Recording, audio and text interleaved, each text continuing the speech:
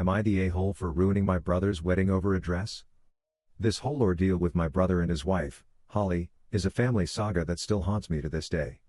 It started innocently enough, with a misguided attempt to protect my relationship with my brother, and spiraled into a full-blown family feud.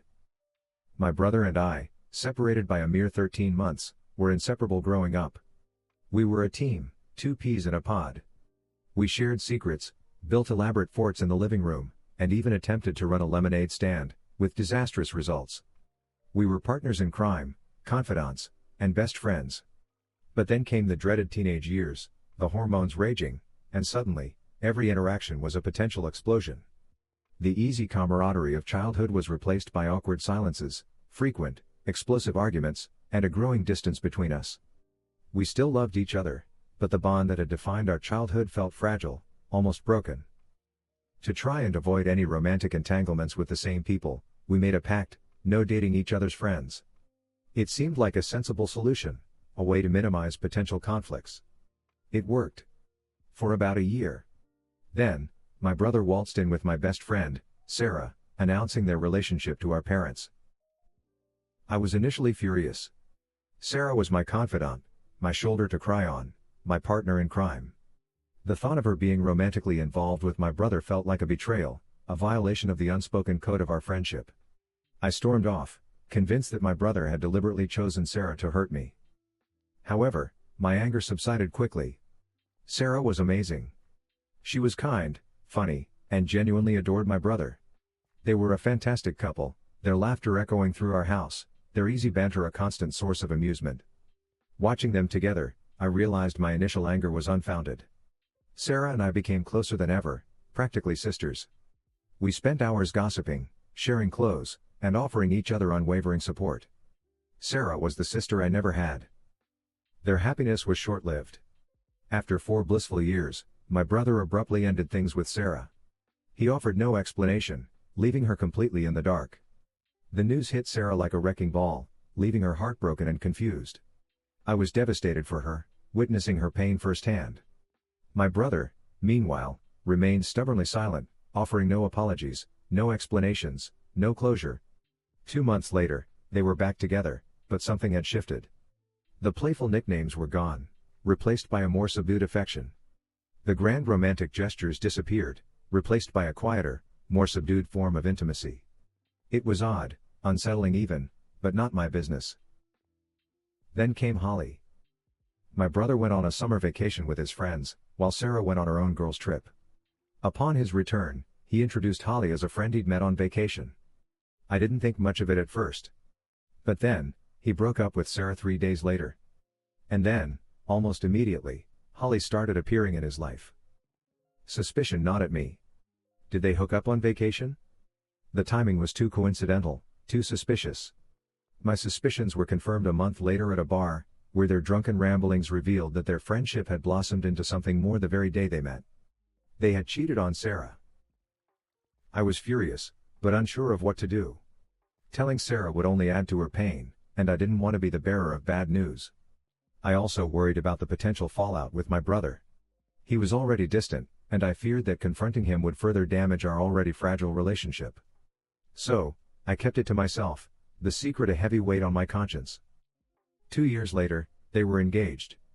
In those 2 years, I tried to move on. I tried to focus on my studies, my friends, my own life. I tried to convince myself that Holly, despite her involvement in my brother's betrayal, was a good person. She was undeniably beautiful and kind. Or so I thought. She asked me to be a bridesmaid, and I, despite my reservations, agreed.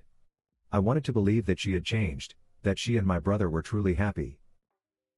The other bridesmaids went dress shopping together, but I couldn't make it due to my university commitments.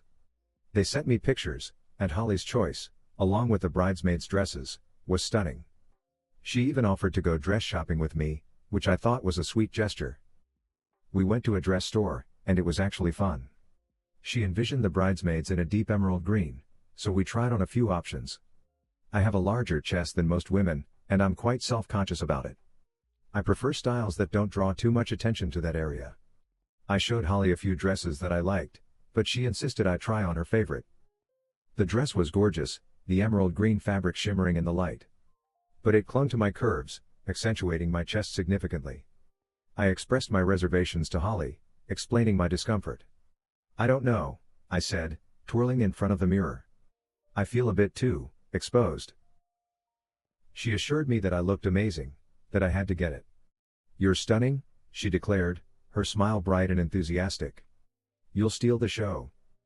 Her encouragement, coupled with my own self-doubt, led me to purchase the dress. I left the store feeling a mix of excitement and apprehension.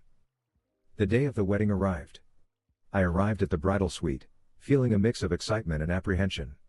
I had spent hours getting ready, carefully styling my hair and applying my makeup. I slipped into the dress, taking a deep breath. It was beautiful, undeniably so. But as I looked in the mirror, a wave of unease washed over me. Then, the compliments turned to concerned frowns. Two of the bridesmaids and the maid of honor exchanged uneasy glances. "Are you sure that dress is appropriate?" one of them finally asked. I told them Holly had picked it out, but their looks and whispers made me increasingly uncomfortable. Then, I ran into my brother, looking furious. "What's wrong?"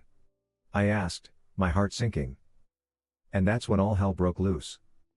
He erupted, his voice laced with anger. "You're trying to upstage Holly," he roared. "This dress is inappropriate. It's. He searched for the right way of saying it, his face flushed. "It is very exposing?" I was dumbfounded. "What?" "Holly picked it out," I protested, feeling tears welling up in my eyes. "She loved it." He refused to listen. "One of the bridesmaids told Holly about the dress," he said, his voice calmer now, but still laced with anger. "She said it was inappropriate, that you were deliberately trying to steal the spotlight." Holly was upset, crying. She called me, begging me to do something. I tried to explain, to tell him about my reservations, about Holly's insistence, but he wouldn't hear it. "Go home," he commanded, his voice firm. "Change. And get back here as soon as you can." Devastated and humiliated, I left. I drove home, tears streaming down my face. I frantically searched for something else to wear, my mind racing. I finally settled on a simple black dress, feeling like I was attending a funeral instead of a wedding. I returned to the wedding just after the vows, sneaking in and sitting inconspicuously at the back. The ceremony ended, and everyone moved to the reception venue. I endured countless dirty looks and whispered insults.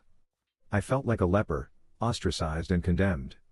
Holly, throughout it all, maintained a smug smirk, her triumph evident in her eyes. I felt utterly betrayed. I had done nothing wrong, and yet, I was the pariah.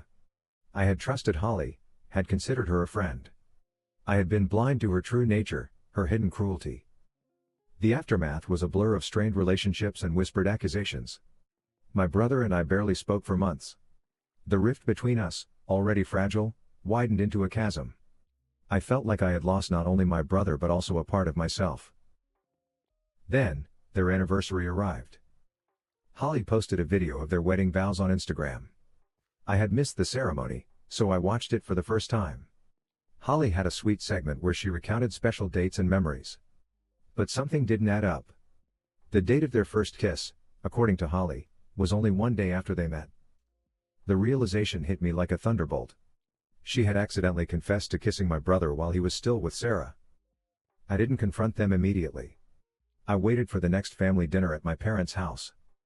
The dinner was initially pleasant, filled with forced smiles and awkward silences. Then, my mother congratulated my brother and Holly on their anniversary. The conversation inevitably turned to the wedding, and Holly brought up my inappropriate dress, praising my brother for his intervention. I was seething, but I kept my silence, the memory of their betrayal fueling my anger. Fueled by a combination of wine and years of pent-up frustration, I decided to take a stand. I went back to Part 2, the infamous Instagram post, and left a comment. I tagged Sarah, my brother's ex, and asked if she had known that my brother had already started seeing someone else while they were still together. It was petty, I admit. But it felt cathartic. The fallout was immediate and explosive. My phone buzzed incessantly with notifications. Holly deleted the post within hours, but the damage was done. Friends and family reached out, some applauding my boldness, others condemning me for stirring up drama. Holly was livid, flooding my inbox with messages filled with anger and hurt. My brother, predictably, was furious. He accused me of trying to ruin his marriage, of being jealous, of being spiteful. But the most surprising reaction came from Sarah. She reached out to me, thanking me for finally shedding light on the truth. We met for brunch a week later, where I laid everything bare. I told her about Holly's manipulations, the dress fiasco, and the cheating. She was both furious and relieved. "It's closure I didn't know I needed," she said, raising her mimosa. "But damn, I wish I had known sooner."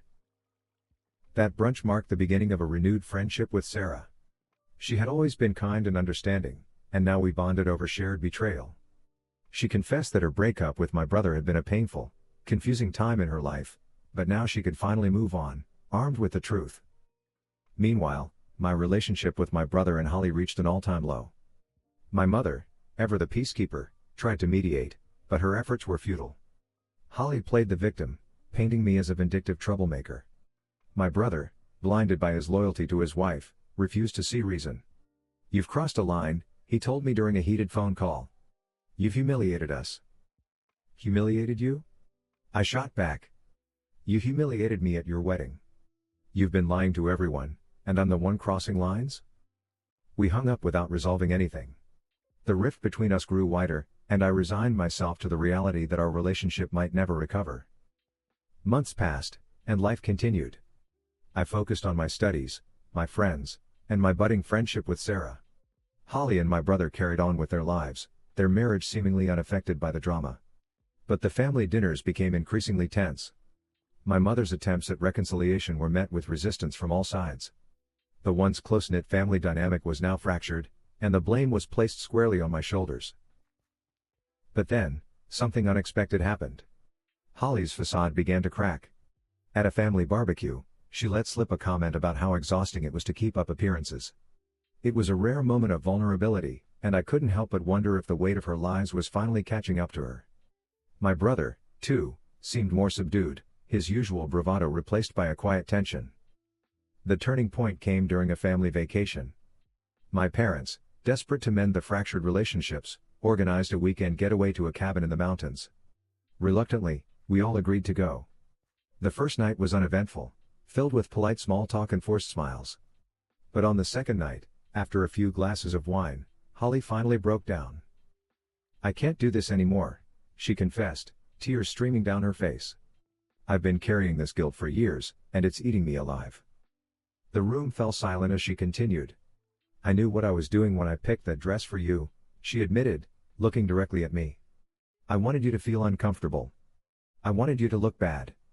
I was insecure, and I took it out on you. I'm sorry."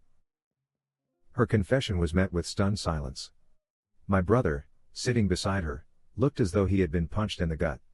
"Holly," he said quietly, "is there anything else you need to say?" And that's when the full truth came out. She admitted to orchestrating the entire dress fiasco, to manipulating my brother into believing I was trying to upstage her. She even confessed that her relationship with my brother had started before his breakup with Sarah. The revelations were like a bomb going off in the room.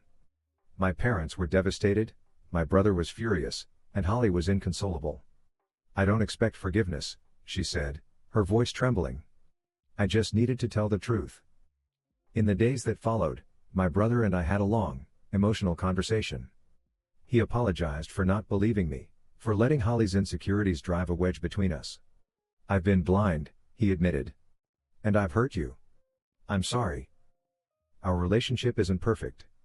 There are still scars, still lingering tensions. But we're working on it, slowly but surely." As for Holly, she's trying to make amends, though it's a long road. She and my brother are in counseling, trying to rebuild their marriage on a foundation of honesty. And me? I've learned to stand up for myself, to speak my truth even when it's uncomfortable. The journey hasn't been easy, but it's taught me the value of resilience and the importance of forgiveness, both for others and for myself. If you have made it this far, don't forget to like, subscribe and let us know what you think in the comments.